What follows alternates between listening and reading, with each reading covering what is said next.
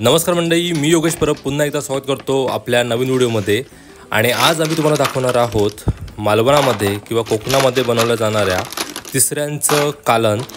तर ह्या तिसऱ्या खाडीमध्ये पाण्याच्या तळाशी आपल्याला मिळतात आणि हे या तिसऱ्या काढण्यासाठी बरेच कष्ट लागतात, कारण त्या माणसांना पाण्यात बुडून आतमध्ये जाऊन ह्या तिसऱ्या काढाव्या लागतात। आणि अनायसे आमच्या घरी एक मनुष्य या तिसऱ्या घेऊन आलेला विजयदुर्गावरनं, तर त्या आम्ही घेतल्या। याची किंमत होती 150 रुपये किलो।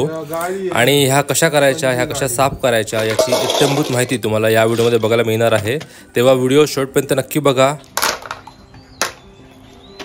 टाका तरी वर सोन्यासारखा तो होतोस का ते का एवढे तसऱ्या घेतल्या होत्या ना, त्यात 4 वेळा चांगल्या धुतल्या स्वच्छ आणि फक्त जरा समजे अर्धा पेला पाणी घालून फक्त जराशी 2 मिनिटं वाफ आल्यावर ना लगेच गॅस मी बंद केलाय बघा। आणि सगळे चांगल्या प्रकारे हे उघडलेले आहेत बघा। काय काय उघडायचे पण आहेत, ते जास्त म्हणजे एकदम भरपूर उघडायचे नाही, थोडेसे उघडवायचे। नंतर ते थोडं झाकून ठेवलं ना की मग संपूर्ण सगळे उघडतील। आणि नंतर मग आपण हे करलून याचं मांस घेऊन त्याची नंतर मग आपण वाटप वगैरे घालून त्याची ग्रेव्ही करायची आहे।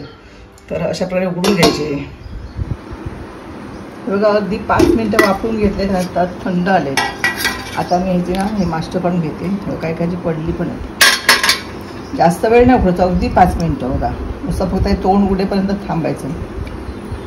आणि आता ही सगळी मास्टरची काढून घेते। आणि शेवटी जे पाणी जाणार आहे ना, तर त्याच्यामध्ये ना वाळू असते, म्हणून त्याचं असं शांत ठेवायचं।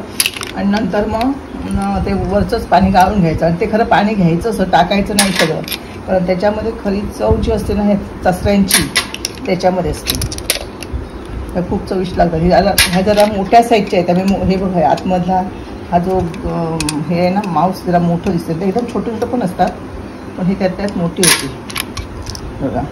एक शिंपले पण ठेवतात ना, हा ते करलून पण आपल्याला करतं। करलून म्हणजे उकडवायच्या आधीच ते करलायचे। आता ही मास्टर सगळी काढून घेते आणि नंतर तुम्हाला कसं पाणी खालचं त्यात रेती असते ते तुम्हाला दाखवते। ते जरा संत पाणी ठेवायचं आणि ते घ्यायचं। आता हे धुवायचं नाही परत, हे आतमध्ये आपण हे काढतोय ना, हे धुवायचे नाहीत, हे एकदम फोडणीला घालायचे। कांदा, टोमॅटो, मसाला, थोडंसं वाटण घालायचं। काय काय लोक बटाटे घालतात, तुम्हाला आवडत असले बटाटे घातले तरी चालतील। हे खूप चविष्ट असतात आणि त्यामध्ये महाग असतात।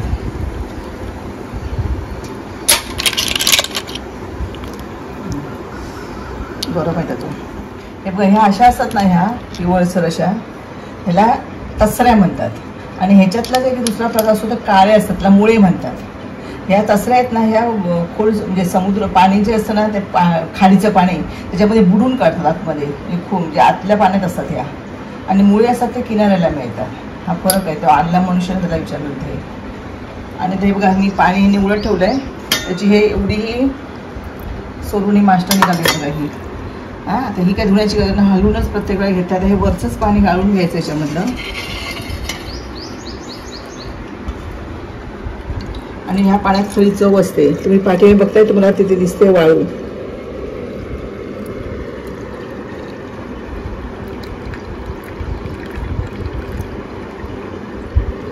पाठीमे बघा, तर ते पाणी घ्यायचं नाही आपण, एवढं पाणी घ्यायचं। दुसरं पाणी आपण एक्स्ट्राचं घालायचं नाही, पण हेच पाणी वापरायचं। तुला दिसते खाली तुम्हाला रेती दिसते ना, तिथे हे पाणी घ्यायचं नाही आपण, वरचं अगदी निथळून पाणी घ्यायचं नाही, तर मग दाताखाली आली की आपला म्हणजे आपला मूड जातो खाण्याचा।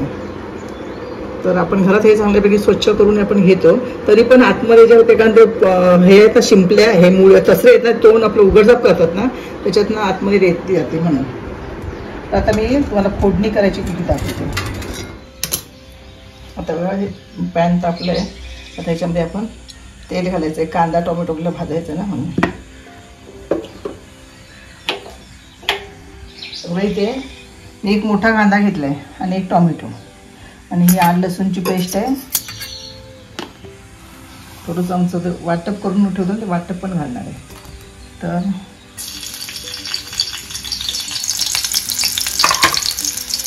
4-5 कढीपत्त्याची पानं घातली। थोडासा त्यांना वेगळा वास येतो त्याचा, म्हणून या सगळ्या वाण्याची आपण घालायचं।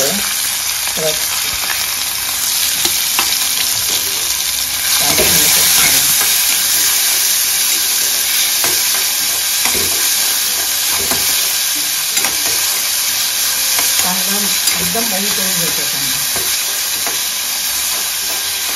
आता टॉमॅटो पण एकदम बारीक करून घ्यायचं.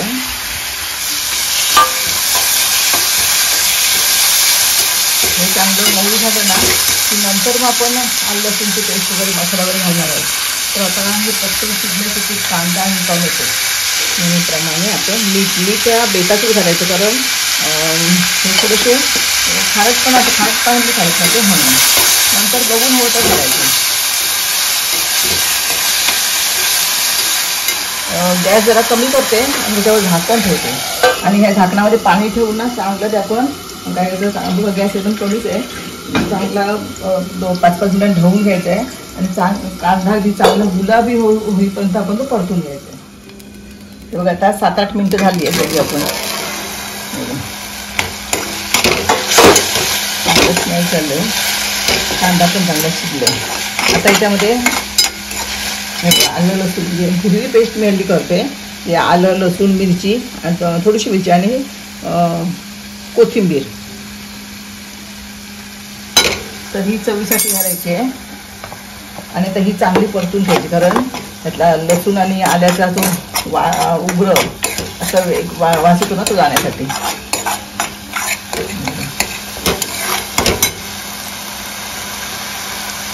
कोथिंबीर घालते मी. आता आमचा मालवणी मसाला आपल्या चवीप्रमाणे हवं तसं, आणि माझी ताजाच केलेला आहे मसाला, त्यामुळे 1 चमचा घालते. आपण चांगलं परतून घ्यायचं.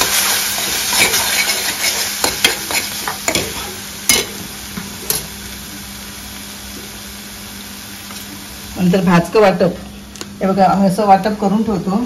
हे असं करून ठेवलं की आम्हाला 15 दिवस तरी येतं.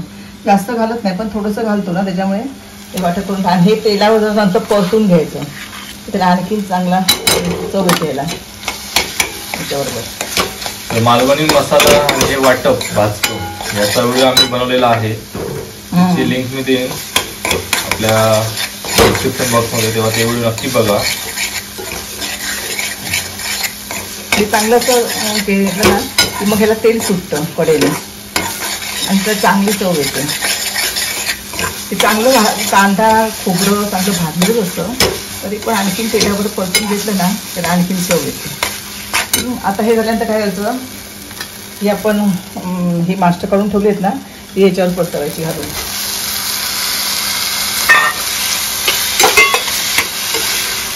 आणि आता दुसरं पाणी आपण वापरायचं नाही, की आपण काढून ठेवलंय ना पाणी ह्याचं, त्या पाणी उकळल्यानंतर जे पाणी सुटतं, मी अर्धा पेला पाणी घातलं होतं आणि किती पाणी आलं ते बघा, जवळजवळ बघा 2-1 पेले पाणी मिळालं, अर्धा पेला. कारण ह्याच्यामध्ये ना ह्या तसऱ्यांमध्ये या त्यांचं पाणी असतं ना ते पाणी ह्याला मिळतं. त्याचं आता मला जशी ग्रेव्ही हे थोडं शिजायला पाहिजे ना, म्हणून हे पण अलगदच ओतायचं.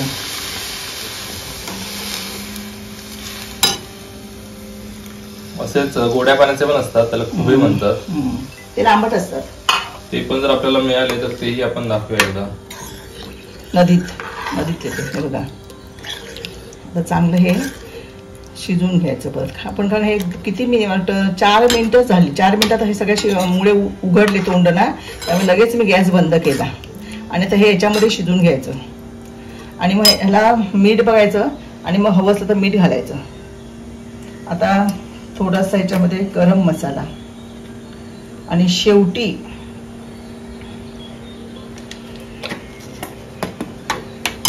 कोकमं घेतली आहे, ती कोकमं उतरते, कोकमं घालायला. हे बघा आता 10 मिनिटं चांगलं ह्याला आपण उकडी आणून घ्यायची आहे, कारण शिजायला पाहिजे ना, म्हणून 10 मिनिटांनंतर आपण मग हे ह्याचा हे रस्स पातळ झाले ना ते पण घट्ट होईल. मग उकळून 10 मिनिटं वाढवली आपण. आता हे बघा चांगलं आता 10-15 मिनिटं शिजलं आहे, घट्ट झाले वगैरे. मला हवी असेल तुम्ही ह्याच्यापेक्षा पातळ पण करू शकता भातावरती वगैरे, म्हणजे आता कशी भातावर वगैरे चालेल, भाकरीवरून खाता येईल. आता शेवटचं मी राहिलं हे चांगलं वाटप पण आपलं सगळं शिजलं आहे आणि ते तसल्या पण शिजलं. आता आपण थोडं त्याच्यामध्ये हिरवस पण असतो ना, म्हणून आपण ही 4 कोकमं 4 कोकम घालायचे आणि वरून कोथिंबीर घालायची आणि गॅस बंद करायचा. आपली काही तिसऱ्यांची आमटी तयार झालेली आहे.